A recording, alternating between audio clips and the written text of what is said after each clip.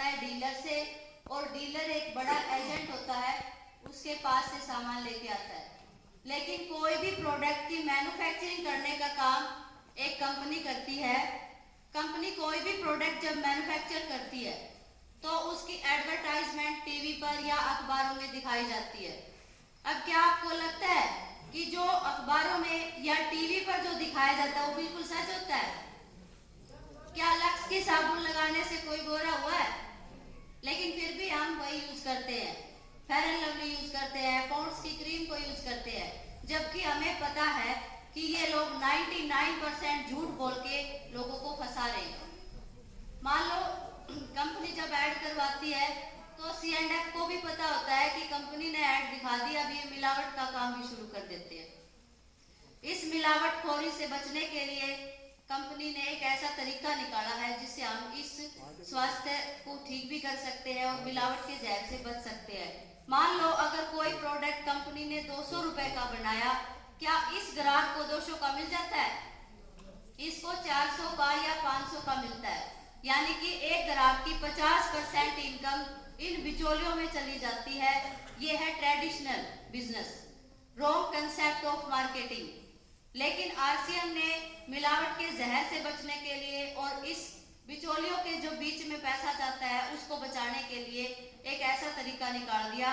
कुछ दूरी पर कंपनी को आगे कर दिया और कुछ पर कस्टमर को बुला लिया और आपस में इनको कनेक्ट कर दिया।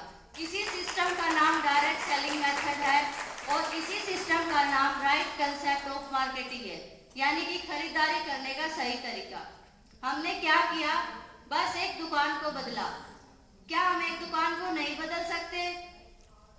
क्योंकि जिस दुकान से हमें फायदा हो रहा है, हमारी जनरेशन को फायदा हो रहा है, हमें सुरक्षा मिल रही है, सब कुछ जब हमें एक ही प्लेटफॉर्म के अंदर मिल रहा है तो भी हम ट्रेडिशनल बिजनेस के पीछे भाग रहे हैं, इस सिस्टम को समझना ही नहीं चाहते।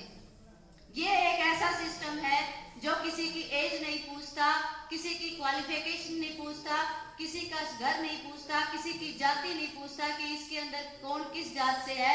ये एक ऐसा मिशन है जो हर घर के हर इंसान को कामयाब कर सकता है।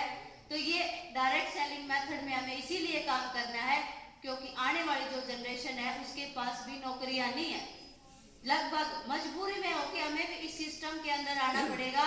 इससे अच्छा है कि हम आज ही इस सिस्टम को समझ ले और अपने घर घर हर रिश्तेदार के पास, हर फैमिली मेंबर के पास इसको पहुंचा दे।